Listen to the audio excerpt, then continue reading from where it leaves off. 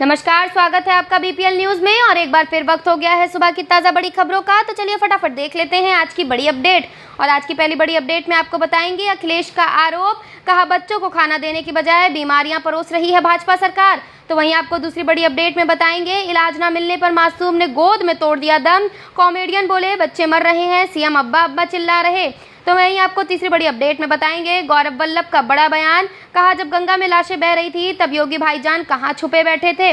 वहीं आपको चौथी बड़ी अपडेट में बताएंगे 2017 के पहले अब्बाजान कहने वाले राशन घटक जाते हैं। योगी के इस बयान पर महुआ बोली सीएम खुलेआम भड़का रहा है, सुप्रीम कोर्ट क्या कर रहा है। वहीं आपको बताएंगे बीजेपी एमएलए का खुलासा, कांग्रेस छोड़ने के लिए पैसे ऑफर हुए थे। बयान, कहा भाजपा ने खुलेआम मंडी लगा रखी है। पर तमाम बड़ी अपडेट की तरफ बढ़ने से पहले हमारे चैनल को सब्सक्राइब कर लें और वीडियो को लाइक कर दें, साथ ही बेल आइकन को दबाना ना भूलें। अखिलेश का आरोप, बच्चों को खाना देने की बजाय बीमारियां परोस रही है भाजपा सरकार। समाजवादी पार्टी के राष्ट्रीय अध्यक्ष अखिलेश यादव ने कहा कि भाजपा सरकार की गिरती साख देखकर कई विधायक अब दूसरे रास्ते तलाशने लगे हैं। जनसाधारण का भरोसा अब समाजवादी पार्टी पर ही रह गया है। भाजपा सरकार राज्य की सत्यानाश करने के बाज नहीं आ रही है, ये कुप्रभाव के जरिए लोकतंत्र को गुमराह कर रही है। आपको बता दें अखिलेश ने सोमवार को जारी एक बयान में कहा कि नौजवानों की जिंदगी के साथ खिलवाड़ किया जा रहा है।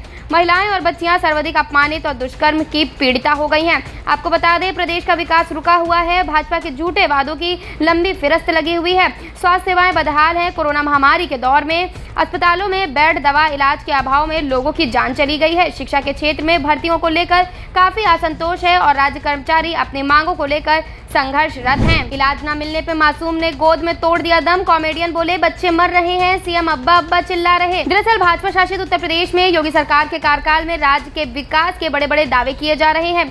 आने वाले विधानसभा चुनाव में प्रचार प्रसार के चलते उत्तर प्रदेश में जगह जगह राज्य को नंबर 1 बताते हुए बड़े बड़े होर्डिंग लगवाए गए हैं। लेकिन असलियत यह है कि योगी सरकार राज्य की जनता को बेसिक सुविधाएं उपलब्ध तक मुहैया कराने में समर्थ नहीं है। आपको बता दें उत्तर प्रदेश से कई बार ऐसी खबरें आ चुकी हैं कि बेसिक स्वास्थ्य सुविधाएं न होने के चलते अस्पताल जाने से पहले ही लोगों की जान चली जाती है। ऐसा ही एक मामला फिरोजाबाद के टापा कला में देखने को मिला है, जहां बुखार से जूझ रहे बच्चे को परिजन 100 शैय्या अस्पताल लेके गए थे, लेकिन पहले तो किसी डॉक्टर ने बच्चे को चेक तक नहीं किया और जब बच्चे के इलाज का नंबर आया तो डॉक्टर ने जांच के बाद बच्चे को मृत घोषित कर दिया। बताया जा रहा है कि बच्चे की मौत की खबर सुनते ही मां बेहोश हो गई। परिवारजनों का आरोप है कि बच्चे को अस्पताल में ले जाया गया था तो डॉक्टरों ने उसे देखा ही नहीं और बाद में उसे मृत घोषित कर दिया गया। अगर समय रहते बच्चे की जांच कर लेते तो शायद वो आज जिंदा होता। परिजनों द्वारा डॉक्टर के खिलाफ लापरवाही का आरोप लगाया गया है। गौरव वल्लभ का बड़ा बयान, कहा जब गंगा में लाशें बह रही थी तब योगी भाईजान कहां छुपे बैठे थे। दरअसल भाजपा शासित उत्तर प्रदेश में विधानसभा चुनाव से पहले राजनीतिक दलों में सियासी घमासान साफ साफ देखने को मिल रहा है।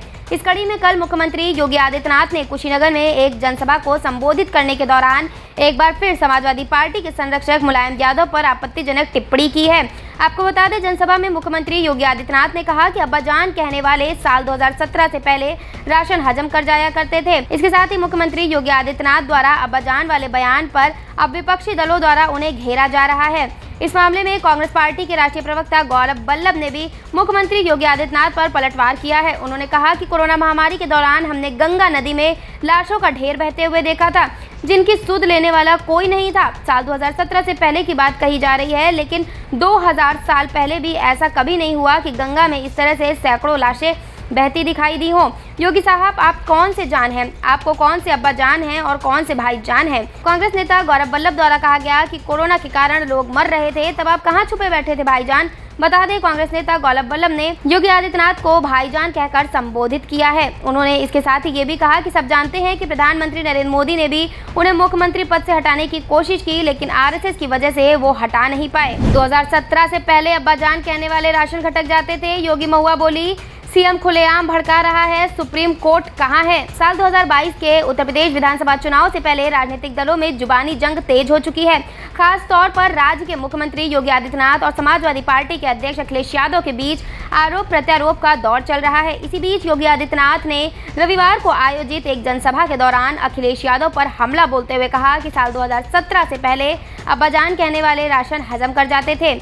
आपको बता दें कुशीनगर में जनता को संबोधित करते हुए मुख्यमंत्री योगी आदित्यनाथ भाजपा सरकार की उपलब्धियां गिना रहे थे।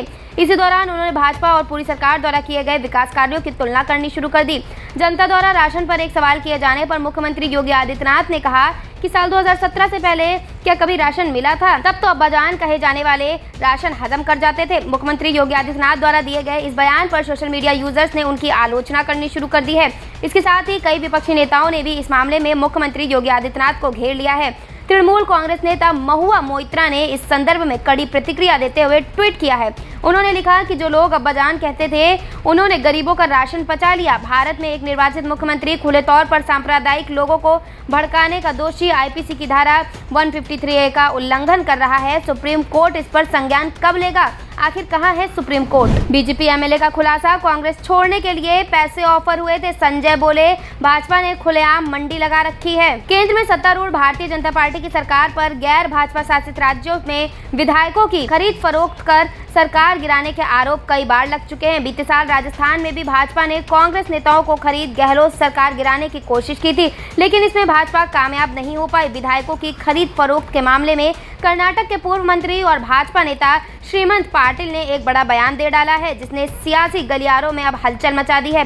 दरअसल भाजपा के पूर्व मंत्री श्रीमंत पाटिल ने शनिवार को एक कार्यक्रम के दौरान कहा कि कांग्रेस छोड़ने के लिए उन्हें भाजपा द्वारा पैसे की पेशकश की गई थी। जी हाँ, बड़ा बयान है दिया है उन्होंने कहा है, लेकिन उन्होंने कहा हालांकि ये भी कहा गया कि मैं बिना पैसे लिए भाजपा में शामिल हुआ हूं। उन्होंने कहा पार्टी द्वारा मुझसे पूछा गया था कि मुझे कांग्रेस छोड़ने के लिए कितना पैसा चाहिए। मैंने भाजपा से पैसे की जगह उनसे मंत्री पद की डिमांड की थी। भाजपा सरकार द्वारा अभी तक मुझे मंत्री पद बनाया नहीं गया है, लेकिन अगले कैबिनेट विस्तार में मुझे मंत्री पद देने का वादा जरूर किया गया है। इस मामले में आम आदमी पार्टी के नेता और राज्यसभा सांसद संजय सिंह ने मोदी सरकार पर निशाना साधा है। सीएम न बनाए जाने पर नितिन पटेल की आंखों से छलके आंसू, बोले अकेला नहीं हूं जिसकी बस छुट्टी हो गई हो। उत्तराखंड कर्नाटक के बाद गुजरात के मुख्यमंत्री विजय रूपाणी ने शनिवार को अपने पद से इस्तीफा दे दिया। कुछ ही महीनों में तीसरे भाजपा शासित राज्य के मुख्यमंत्री के इस्तीफे ने केंद्रीय नेतृत्व को सवालों के कटघरे में खड़ा कर दिया है।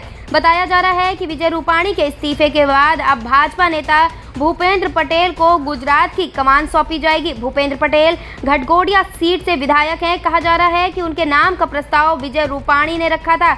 आपको बताते चले, गुजरात में मची सियासी उठापटक के बीच राज्य के मुख्यमंत्री नितिन पटेल का बड़ा बयान अब सामने आ गया है। उन्होंने कहा है कि अपनी जिंदगी में उन्होंने कई उतार चढ़ाव देखे हैं, वह लोगों के दिलों में बसते हैं, उन्हें वहां से कोई निकाल नहीं सकता। दरअसल विजय रूपाणी के इस्तीफे के बाद ये कयास लगाए जा रहे थे कि नितिन पटेल को राज्य के मुख्यमंत्री पद का पदभार सौंपा जा सकता है, लेकिन रविवार को भाजपा विधायक दल की बैठक में भूपेंद्र पटेल को सूबे का अगला मुख्यमंत्री बनाए जाने का फैसला लिया जा चुका है। आपको बता दें, रविवार को मेहसाणा में एक कार्यक्रम में शामिल होने पहुंचे उप मुख्यमंत्री नितिन पटेल ने जनता को संबोधित करते हुए कहा कि वो अकेले नहीं है जिसकी बस छूटी है, बल्कि उनके जैसे कई और भी हैं, इसलिए उसे नजर से ना देखें। लोग तो कयास ही लगाते हैं, लेकिन पार्टी को ही फैसला लेना होता है। उनका कहना है कि जनता के दिल से उन्हें कोई नहीं निकाल सकता। मैं सत्ता की भूख रखने वाला राजनीतिक इंसान नहीं हूं। मैंने कभी भी जाति या धर्म के तौर पर भेदभाव करते हुए कोई काम नहीं किया है। अखिलेश यादव से मिले सीतापुर से बीजेपी विधायक राकेश राठौर, एसपी का दावा कई संपर्क में। 2022 के विधानसभा चुनाव की आहट के साथ ही नेताओं ने अपनी सियासी भावनाओं की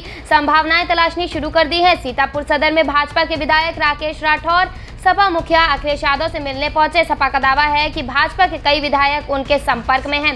दरअसल बसपा से भाजपा में आए राकेश राठौर 24,000 से अधिक वोटों से 2017 में जीते थे। 8 सितंबर को राकेश राठौर ने लखनऊ से सपा मुखिया अखिलेश यादव से भेंट की। रविवार को इसकी तस्वीर वायरल हो गई है। यही विधायक ने औपचारिक मुलाकात बता रहे हैं। बूथों पर भाजपा की बुरी नजर, सपा कार्यकर्ताओं की अग्नि परीक्षा का समय, अखिलेश यादव ने दिया बड़ा बयान। सपा मुख्यालय से यादव ने समाजवादी पार्टी ने अपने कार्यकर्ताओं से कहा कि वे बिना समय गवाए अपने अपने क्षेत्रों में पूरी मुस्तैदी से जुट जाएं। समाजवादी पार्टी के अध्यक्ष अखिलेश यादव ने अगले वर्ष की शुरुआत में उत्तर प्रदेश में होने वाले विधानसभा चुनाव को लेकर पार्टी कार्यकर्ताओं से कहा, अब की बार बूथों पर भारतीय जनता पार्टी की बुरी नजर लगी है और ऐसे में लोकतंत्र को बचाने के लिए सपा कार्यकर्ताओं की अग्नि परीक्षा का समय आ गया है। सपा मुख्यालय से रविवार को जारी बयान के अनुसार यादव ने कहा, समाजवादी पार्टी ने अपने कार्यकर्ताओं से कहा है कि वो बिना समय गवाए अपने क्षेत्रों में पूरी मुस्तैदी से लग जाएं। इस कार्य में कोई भी कोताही ना हो, बूथ पर तनिक भी चूक नहीं होनी चाहिए और कार्यकर्ता ये ना भूलें कि उन्हें ये अवसर दोबारा नहीं मिलने वाला है। राज्य के पूर्व मुख्यमंत्री ने कहा, लोकतंत्र के इस उत्सव की पवित्रता को बचाने के लिए कार्य में जहां भी कार्यकर्ताओं की पूरी निष्ठा और लगाना है, वहीं भाजपा के अलोकतांत्रिक इरादों से पूरी तरह संपर्क भी रखना होगा। यादव जी ने आगे कहा, अब की बार बूथ पर भाजपा की बुरी नजर लगी है और ऐसे में लोकतंत्र को बचाने के लिए सपा कार्यकर्ताओं की अग्नि परीक्षा का समय आ गया है। यूपी चुनाव के लिए ममता बनर्जी, अखिलेश यादव आएंगे साथ, टीएमसी की गठबंधन पर नजर। उत्तर प्रदेश में विधानसभा चुनाव की सभी पार्टियां तैयारी कर रही हैं। कौन किससे किस समीकरण के चलते गठबंधन करेगा, ये भी तय हो रहा है। ऐसे में बड़ी खबर आ रही है कि पश्चिम बंगाल में बीजेपी को हराकर सरकार बनाने वाली ममता बनर्जी की पार्टी यूपी चुनाव में उतरेगी और अहम बात यह है कि टीएमसी समाजवादी पार्टी के साथ गठबंधन कर सकती है। सूत्रों की माने तो तृणमूल कांग्रेस अगले साल की शुरुआत में होने वाले उत्तर प्रदेश विधानसभा चुनाव के लिए समाजवादी पार्टी के साथ गठबंधन करने पर विचार कर रही है।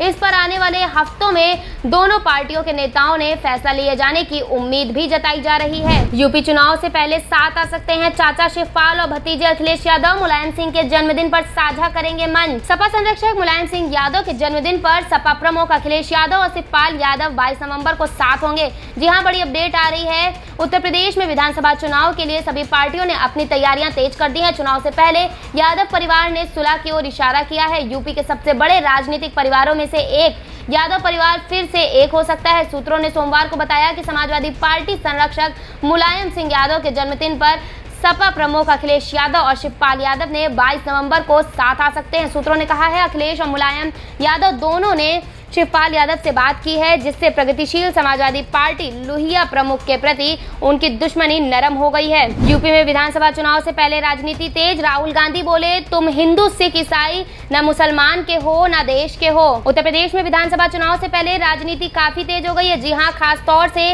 राजनेता हिंदू मुसलमानों को लेकर बयानबाजी करते दिख रहे हैं। आज सोमवार को कांग्रेस सांसद राहुल गांधी ने हिंदू मुसलमानों को लेकर एक ट्वीट किया। राहुल गांधी ने बिना किसी पार्टी या नेता का नाम लिए बगैर ट्विटर पर लिखा, तुम हिंदू सिख ईसाई न मुसलमान के हो, बस मित्रों के हो, ना ही देश के और ना ही इंसान के हो। इससे पहले उत्तर प्रदेश के मुख्यमंत्री योगी आदित्यनाथ ने रविवार को कुशीनगर और संत कबीर नगर जिलों में समाजवादी पार्टी को बिना नाम लिए तीखा प्रहार किया था।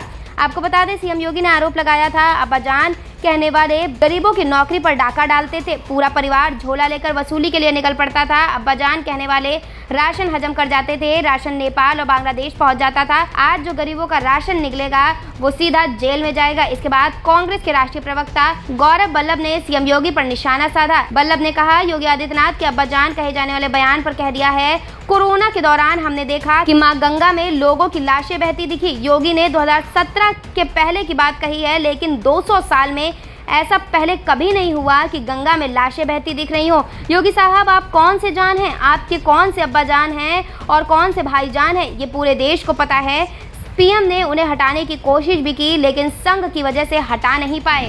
सीएम योगी ने जनता दरबार लगाकर सुनी 350 लोगों की फरियाद, समाधान का दिया आश्वासन। सूबे के मुखिया योगी आदित्यनाथ अक्सर जनता दरबार लगाकर लोगों की फरियादें सुनते हैं और उसके निस्तारण के निर्देश भी देते हैं। इसी कड़ी में सोमवार को सीएम योगी ने गोरखनाथ मंदिर परिसर में जनता दरबार लगाया। आपको बता दें, जहां उन्होंने 350 अधिक फरियादों की समस्या सुनी और उनके समाधान का आश्वासन दिया है। आपको बता दें, मुख्यमंत्री अपने 2 दिवसीय गोरखपुर दौरे के दौरान दूसरे दिन यहां गोरखनाथ मंदिर में परंपरागत पूजा अर्चना के बाद फरियादों के बीच पहुंचे और 350 से अधिक फरियादों की समस्या सुनी और समाधान के बाबत अधिकारियों को निर्देश भी देते रहे। योगी ने यहां गुरु गोरक्षनाथ की विधिवत पूजा अर्चना की और उसके बाद ब्रह्मलीन गोरख अवैधनाथ के समाधि स्थल पर जाकर उनका आशीर्वाद भी लिया। इसी क्रम में मुख्यमंत्री गौशाला पहुंचे और गांव को गुड़ चना खिलाया। बाद वो फरियादियों के बीच पहुंचे और एक एक कर उन सब की समस्याएं गंभीरता से सुनी और समाधान का आश्वासन भी दिया है। उत्तर प्रदेश में नहीं रुक रही महिलाओं से दरिंदगी। अब इटावा में 2 बहनों से गैंगरेप ने दहलाया 3 गिरफ्तार। जी हां, उत्तर प्रदेश में महिलाओं के खिलाफ अपराध थमने का नाम नहीं ले रहा। अब इटावा में 2 बहनों के साथ सामूहिक दुष्कर्म की घटना ने इंसानियत को शर्मसार कर दिया है। अपराधियों ने न सिर्फ गैंगरेप किया बल्कि दोनों बहनों की बेरहमी से पिटाई भी की है। आपको बता दें, पुलिस ने 3 आरोपियों को गिरफ्तार कर लिया है। घटना के बारे में मिली जानकारी के अनुसार उत्तर प्रदेश के इटावा जिले में रविवार रात एक महिला थाने से लौट रही थी, तभी दोनों बहनों का कथित तौर पर 3 लोगों ने अपहरण कर लिया और एक सुनसान जगह ले जाकर उनके साथ सामूहिक दुष्कर्म किया। इस दौरान अपराधियों ने दोनों की बेरहमी से पिटाई भी की और रविवार की घटना में शामिल तीनों आरोपियों को पुलिस ने गिरफ्तार कर लिया है। दोनों बहनों ने तीनों आरोपियों के खिलाफ इटावा जिले में सैफई थाने में शिकायत दर्ज कराई है। रायबरेली दौरे में कांग्रेस कार्यकर्ताओं का दिखा जोश, प्रियंका गांधी ने चुनाव लड़ने की अपील। प्रियंका गांधी की रायबरेली दौरे के वक्त स्थानीय कार्यकर्ताओं में जोश देखा गया। यही नहीं, बुजुर्ग कांग्रेसियों ने उनसे चुनाव लड़ने की अपील भी की है। आपको बता दें, 2 दिवसीय दौरे पर रायबरेली पहुंची प्रियंका गांधी ने जहां एक तरफ कार्यकर्ताओं से मिशन 2022 के लिए कमर कसने की बात कही, तो वहीं दूसरी तरफ कार्यकर्ताओं ने भी प्रियंका गांधी से चुनाव लड़ने की मांग की है। एक बुजुर्ग कार्यकर्ता ने तो ये तक कह दिया, यदि प्रियंका चुनाव लड़ेगी तो मैं अन्य लोगों के साथ मिलकर उनका प्रचार भी करूंगा। आपको बता दें, कार्यकर्ताओं का जोश देखकर प्रियंका गांधी ने आगामी विधानसभा चुनाव के लिए बूथ तक जाकर काम करने की सलाह दी है। रायबरेली में भूएमयू गेस्ट हाउस में प्रियंका गांधी 2 दिवसीय दौरे पर आई थी। 2 दिवसीय दौरे पर रायबरेली पहुंची कांग्रेस के राष्ट्रीय महासचिव प्रियंका गांधी ने अपने कार्यकर्ताओं के साथ मुलाकात की, साथ ही उनको 2022 के चुनाव के लिए मंत्र भी दिया। मौसम विभाग ने दी चेतावनी, आज से अगले 4-5 दिनों तक इन इलाकों में होगी भारी बारिश, बिजली गिरने की भी आशंका। मानसून अब अपने अंतिम पड़ाव पर है और जाते जाते मानसून देश के अलग अलग हिस्से में जमकर बरस रहा है। आपको बता दें, मौसम विभाग की माने तो 16 और 17 सितंबर तक मौसम का यही हाल बना रहेगा। इसके बाद मौसम में बदलाव आने शुरू हो जाएंगे, बादल कम होते जाएंगे और इसी माह के मध्य में मानसून की विदाई पूरी तरह हो जाएगी। आपको बता दें, 20 सितंबर के बाद से उत्तर प्रदेश में गुलाबी ठंड पड़नी शुरू हो जाएगी।